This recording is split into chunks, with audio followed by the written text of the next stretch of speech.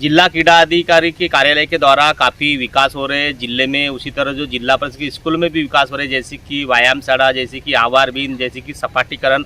और मैं इस वक्त मौजूद हूँ जिला परिषद वरिष्ठ प्राथमिक स्कूल जो है खिड़कीपार में। आप देख सकते हो जिला परिषद खिड़कीपार में जो है यहाँ पे जो है सपाटीकरण का काम हुआ है। आप देख सकते हो सपाटीकरण इसीलिए किया जाता है ताकि बच्चों को खेलकूद हो, बच्चों का कहीं ना कहीं खेलकूद के माध्यम से विकास हो। उस तरह जो है यहाँ पे सपाटीकरण हुआ है। और यहाँ पे जो है प्रभारी मुख्याध्यापक हमारे साथ में, उनसे जानेंगे। सर क्या बताएंगे, ये काम कौन से विभाग के द्वारा आया था, कितने की राशि आई थी?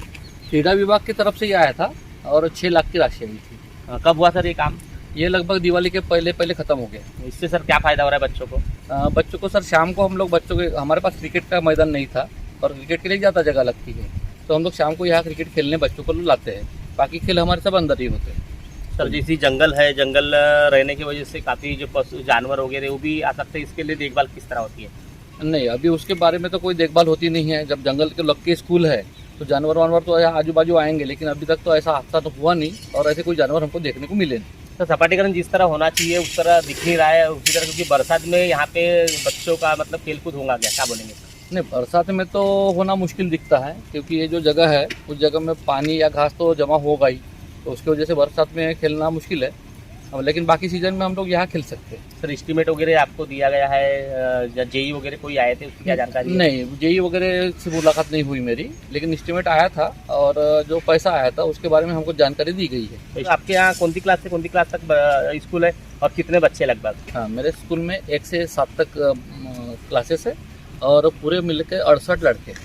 तो कुछ बच्चे कहीं कहीं बाकी स्कूल में नीचे बैठते हैं, आपके स्कूल में बेंच डेस्क की व्यवस्था है क्या? नहीं, व्यवस्था है लेकिन पूरी नहीं है व्यवस्था। कौन सी कक्षा के बच्चे नीचे बैठते हैं? पहली के कक्षा को मैं नीचे बिठाता हूँ और बाकी कक्षा मैक्सिमम बेंच पे ही बैठे। उसका बेंच जो देख सकते हो, आवेदन वगैरह किए क्या? हाँ, मैं ग्राम पंचायत में आवेदन किया हूँ डेस्क बेंच के लिए, तथा जिला परिषद के जो सदस्यगण हैं उनको भी बेंच के लिए मैं आवेदन कर। कितने साल से बैठ रहे हैं नीचे लगभग?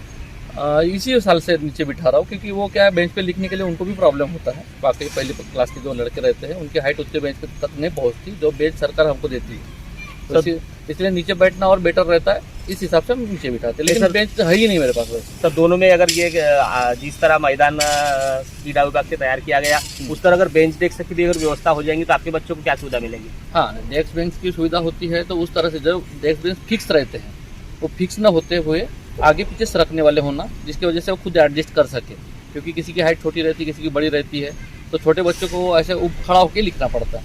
इसलिए अगर बेंच अगर देते हैं तो उस हिसाब से बेंच देना चाहिए जो बच्चों को सुविधाजनक हो। मतलब बेंच डेस्क की भी आवश्यकता आपकी? हाँ है, बिल्कुल सर। शासन पर हम क्या गुहार लगाएंगे बेंच डेस्क के लिए?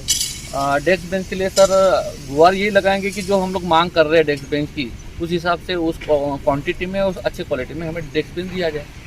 शासन प्रशासन का शिक्षा विभाग की तरफ ध्यान है नहीं है, ऐसा सवाल भी मुख्य रूप से उठाया जा रहा है, क्योंकि शासन प्रशासन के जो शिक्षक रिटायरमेंट हो रहे हैं, रिटायरमेंट होने के बाद में जो है कई जगह जो भर्ती नहीं हो रही, भर्ती नहीं होने की वजह से जो है काफ़ी शिक्षकों को समस्या का सामना करना पड़ता है। उसी तरह जो कहीं कहीं जो स्कूल में जो है बेंच डेस्क बैठने के लिए नहीं, तो बेंच डेस्क पे नहीं बैठते बच्चे नीचे ही बैठते हैं। बच्चे नीचे बैठने की वजह से काफ़ी समस्या होती है लिखाई पढ़ाई करने के लिए। और उसी तरह जो है क्रीड़ा संकुल से जो है 6 लाख रुपए का जो यहाँ पे जो है सपाटीकरण किया गया है, पर जिस तरह सपाटीकरण अपने को दिखना चाहिए था, होना चाहिए था, उस तरह नहीं दिख रहे। आप देख सकते हो पूरे पत्थर भी दिख रहे हैं, कहीं गड्ढे दिख रहे हैं, कहीं सपाटीकरण मतलब जिस तरह होना चाहिए था उस तरह नहीं हुआ है। उसी तरह जो अभी जो उनाली का दिन है तो अभी खेल कूद कर सकते, पर जिस तरह पानी आएगा बरसात में यहाँ पे स्थिति ऐसी रहेगी कि सपाटीकरण में जो किया गया है, जो ग्राउंड तैयार किया गया है, यहाँ पे खेल नहीं पाएंगे, क्योंकि पास में ही जंगल है, जंगल परिसर भी पशु पक्षी जानवर भी आते रहते हैं। तो ये कंपाउंड वाल भी यहाँ पे बनना चाहिए। शासन प्रशासन जिस तरह विकास चाहती है, जिस तरह देखरेख चाहती है, जिस तरह